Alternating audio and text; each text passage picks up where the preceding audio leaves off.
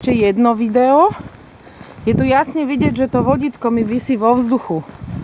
Vôbec ho neťahá. Teraz sa trošku naplo, ale to je len tým, že je rýchlejšia ako ja. Ale ona už si dáva pozor.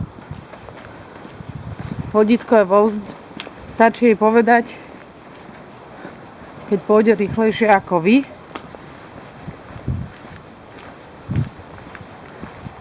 Ale stále je to vodítko, ona sa vždycky zastaví, počká, nemá tendenciu vôbec ťahať. Absolútne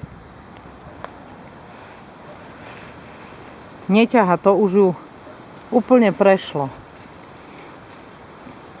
Ako náhle by aj zaťahala, treba jej povedať Lili fuj.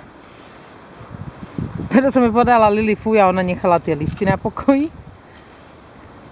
Alebo teda k nohe, ale vidíte, vodítko, zmenila som smer cesty a vodítko je pomaly leží na chrbte.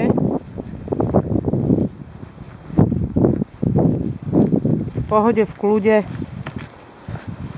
si všíma len to, na čo má dosah. Už sa nesnaží niekam hrabať preč.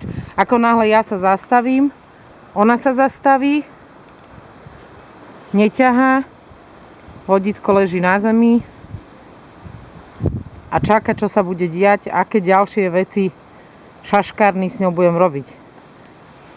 No, čo si tam zbadala? Ideme už domov.